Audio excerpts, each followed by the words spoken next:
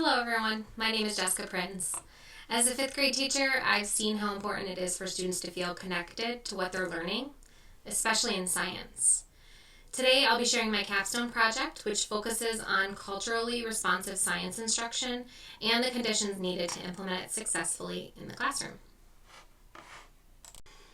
So why does this matter?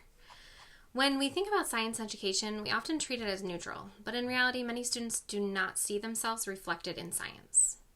This creates a disconnect between what's being learned and lived experiences, and when this happens, engagement drops. But when we can connect to the content, we see much deeper thinking and understanding as a result. I see this in my own classroom. Students are often capable, but if they don't see a connection between science and their own lives, they disengage quickly.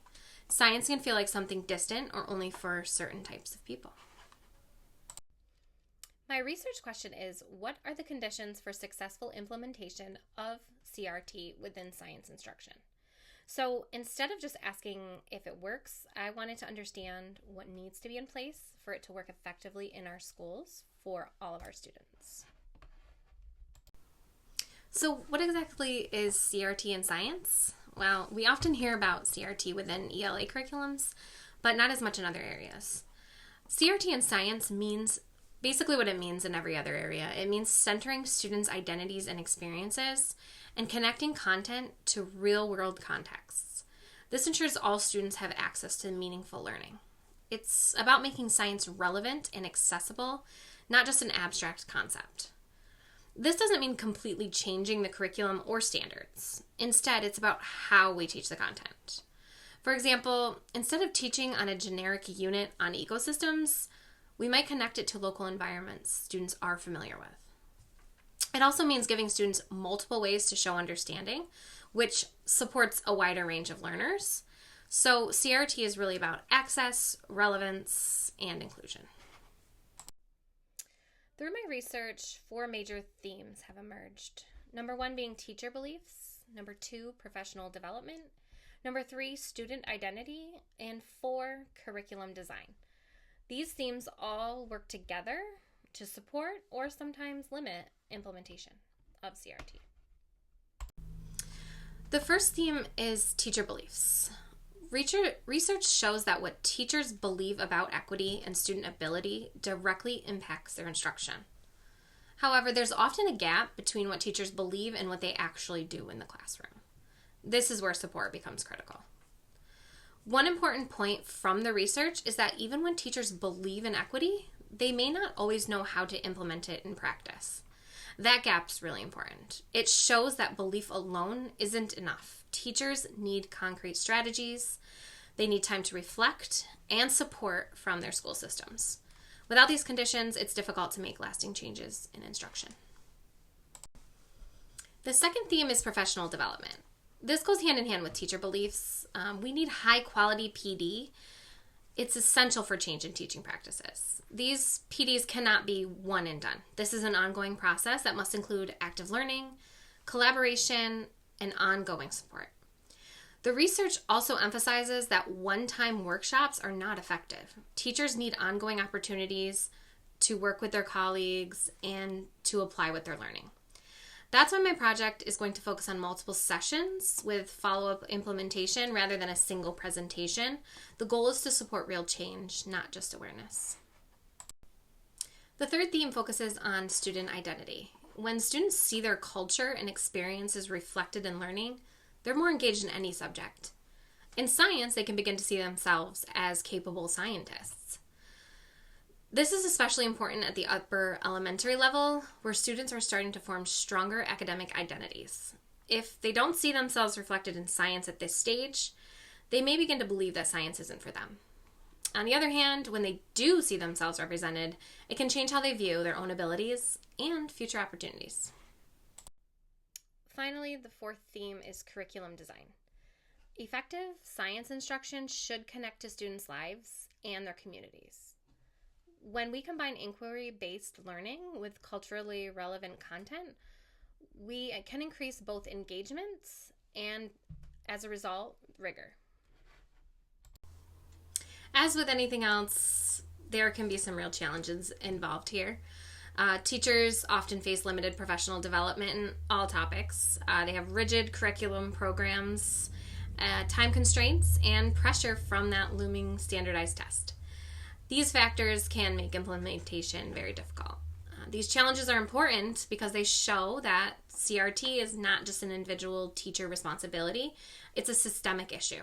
Teachers may want to implement these practices, but without time, resources, or flexibility in the curriculum, it becomes much harder. That's why my project focuses on the conditions needed, not just the strategies. To address these challenges, my Capstone project is a PD model designed for upper elementary teachers. The goal is to provide practical, sustainable strategies that teachers can actually use to implement CRT in science. As an important side note, the reason I focus my project on a rural setting is because these communities are often seen as lacking in diversity. In reality, students bring rich knowledge from their families and their communities. At the same time, rural schools often have limited access to professional development, which makes this work even more important. In rural settings, students often have strong connections to their environment and their community, such as farming, weather patterns, or local ecosystems. These experiences can be powerful entry points for science learning. However, these connections are often not reflected in traditional curriculum materials, which is a missed opportunity for engagement. The professional development will be structured into 3 sessions. The first will focus on understanding CRT as a whole and how our beliefs can influence our instruction. The second session will be on lesson design, and the third lesson will focus on assessment and implementation. Each session is designed to build on the previous one. Teachers first develop an understanding of CRT, then apply it to lesson design, and finally focus on assessment and implementation. This progression helps move from theory to practice, which is something the research emphasizes as essential in a professional development. In session 2, we will design lessons around local issues. For example, we may design a lesson based on local weather patterns, or farming, or current and relevant environmental concerns. This allows students to connect science directly to their own lives and the surrounding communities. This work aligns with NGSS, the standards, especially the focus on inquiry-based learning and real-world phenomena. It also aligns with the INTASC standards related to equity, instruction, and assessment. So this is not an add-on. It fits directly within the required standards. To evaluate the effectiveness of the PD, I plan to use a mix of data including teacher surveys, classroom observations, and student engagement. This gives a more complete picture of impact. I chose a mix of data sources because no single measure can fully capture the impact of professional development. For example, surveys can show changes in beliefs, but observations and student work provide evidence of what's actually happening in the classroom. Combining these will give a more complete picture. I will be looking for 3 main outcomes.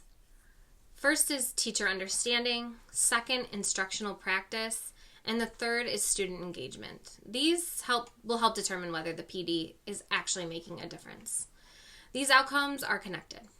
As teacher understanding improves, we expect to see changes in instruction, which then leads to increased student engagement.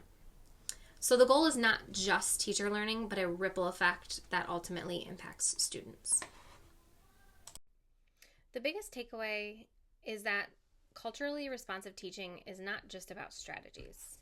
It depends on the right conditions. Professional development plays a major role in making this work sustainable. In conclusion, when culturally responsive practices are implemented effectively, they increase engagement, they support student identity, and also promote equity. But it requires intentional planning and systemic support. One important takeaway for me is that this work is ongoing. It's not something that can be fully achieved in one lesson or even one school year. It requires continuous reflection, support, and adjustment. But when the right conditions are in place, it has the potential to make a meaningful difference for students.